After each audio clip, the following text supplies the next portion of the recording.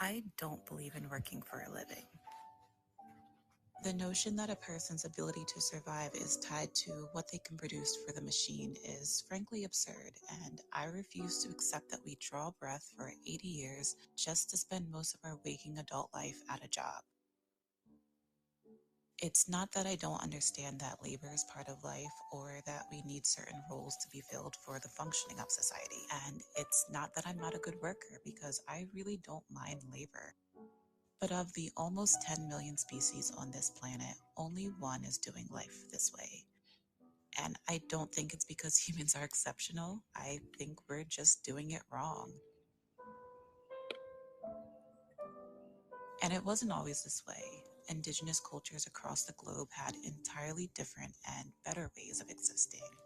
This is a uniquely modern Western problem, and I hate that for us.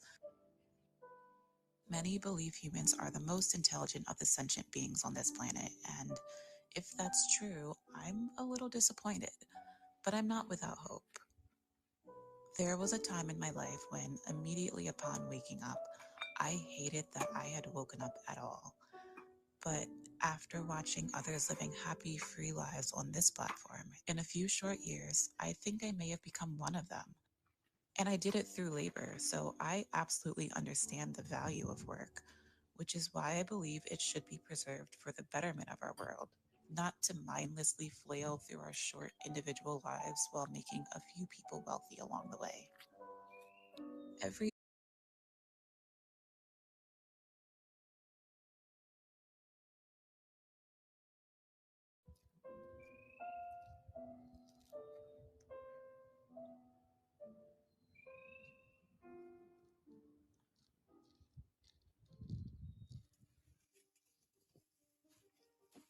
Back in Philly, I worked in nonprofit performing arts, doing marketing for an orchestra and later a university arts program. I have a degree in marketing, but coming out of school, I knew helping some companies sell products to the masses wasn't the path for me. But I had played a few instruments growing up and loved music, so working in the arts felt more fulfilling, even if it didn't pay as well as a corporate job. On the side, I managed social media for a food tour company and would also take on freelance marketing and writing gigs. So, when I was planning to move to New York, I was looking for work related to land and farming. And to my surprise, I found a communications job with a nonprofit that offers resources for small farms. And this was a really great way to learn more about farming and the new community I was in. I eventually left that job for a nonprofit land project further upstate. But in the first few weeks, What a sweet and gentle way to live. I crave the simple life, just my van and a cabin and nature. Tell me in the comments, do you crave that or would it be too it would be too like boring for you? I absolutely crave it.